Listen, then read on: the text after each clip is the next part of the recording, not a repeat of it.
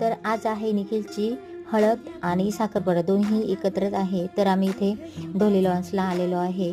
तर आम्ही थोडासा उशीर झाला मला यायला, तर तोपर्यंत साखरपुडा देखील सुरू झालेला होता.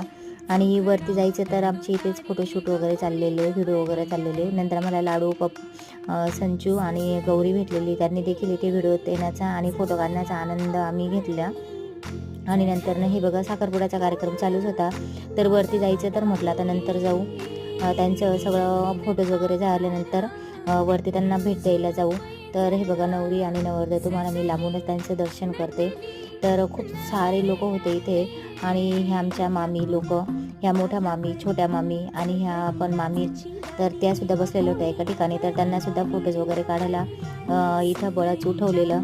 तर आम्ही सगळ्यांनी खूप सुंदर इथे एन्जॉय केला आणि खूप सुंदर असा साखरपुडा इथे खूप सुंदर पार पडला.